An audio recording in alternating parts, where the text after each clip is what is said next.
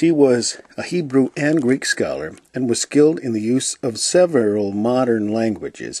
She was the author of many helpful books. She was also a brilliant singer and pianist, and a glittering secular career was open to her. But Frances Ridley Havergal considered all her talents to be only loans from the Lord, to be used in His service.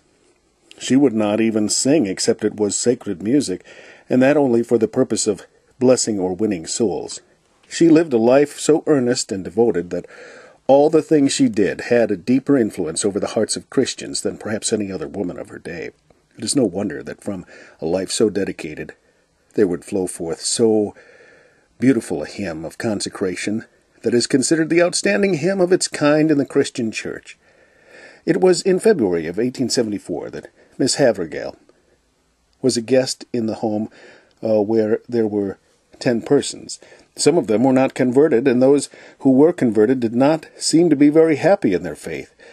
A great longing came over Miss Havergal that all 10 of them might, before she left, come to know her Savior as joyfully and as assuredly as she had come to know Him. She began to diligently pray to that end, and God answered her prayers. For when the last evening of her stay arrived, all 10 had either come to Christ for salvation, or had entered into the joy of their salvation. That night she was too happy to sleep, and spent it in writing this hymn, ending with the triumphant declaration, "Ever only, all for Thee." Alfred B. Smith. Take my life and let it be consecrated, Lord, to Thee. Take my moments and my days, let them flow in ceaseless praise. Let them flow in ceaseless praise. Let them flow in ceaseless praise. Take my hands and let them move at the impulse of Thy love. Take my feet and let them be swift and beautiful for Thee, swift and beautiful for Thee.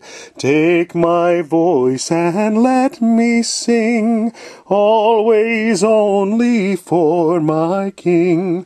Take my lips and let them be filled with messages from Thee, filled with messages from Thee. Take my silver and my gold, not a mite would I withhold.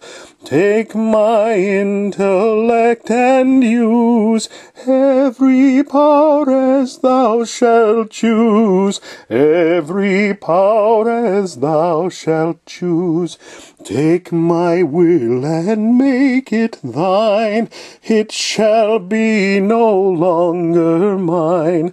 Take my heart, it is Thine own, it shall be Thy royal throne, it shall be Thy royal throne. Take my love, my Lord, I pour at Thy feet its treasure store. Take myself and I will be ever only all for Thee, ever only all